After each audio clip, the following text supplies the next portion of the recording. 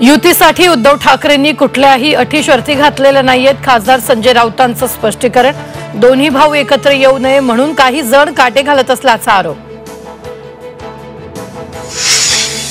राज उद्धव एकत्र येण्याची चर्चा मात्र मनसे नेत्यांकडून उणीधुणी, तर काही लोकांना दोन्ही भाऊ एकत्र येऊ नये असं वाटतं, असं विधान संजय राऊतांचं.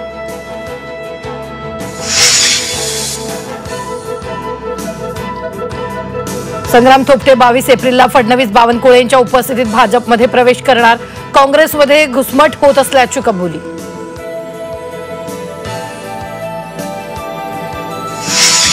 सुहास कांदेंविरोधात लढत ही राष्ट्रवादीचीच खेळी असल्याची चर्चा. विधानसभा निवडणुकीत राजीनामा दिला होता, मात्र राजीनामा स्वीकारला नाही. समीर भुजबळांच्या वक्तव्यानं चर्चेला उधाण. सोलापुरातील डॉक्टर शिरीष वळसंगकर आत्महत्या प्रकरणी रुग्णालय अधिकारी मनीषा मुसळे मानेला अटक. आत्महत्येला प्रवृत्त केल्याचा गुन्हा दाखल. मनीषा मुसळेला 3 दिवसांची पोलीस कोठडी.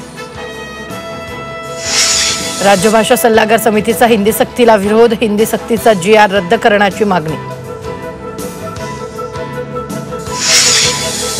ठाण्यातील वर्तकनगर म्हाडा वसाहतीतील नागरिकांचा क्लस्टर योजनेला कडाडून विरोध. रस्त्यावर उतरत नोंदवला निषेध. मागणी मान्य न झाल्यास कोर्टाचे दरवाजे ठोठावण्याचा इशारा. आकाशातून उपग्रहाचा 50 किलोचा धातूचा तुकडा घरावर पडला.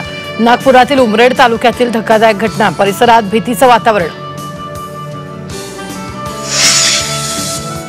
जळगावच्या चौगावात अनेकांना किडनीचा आजार. गावातील पिण्याचं पाणी खराब असल्याचा ग्रामस्थांचा आरोप. किडनीच्या आजारानं गावकरी चिंतेत. प्रशासनानं लक्ष देण्याची मागणी. विदर्भात उष्णतेचा प्रकोप सुरूच. चंद्रपूरमध्ये सर्वाधिक 44.6 सेल्सिअस तापमान.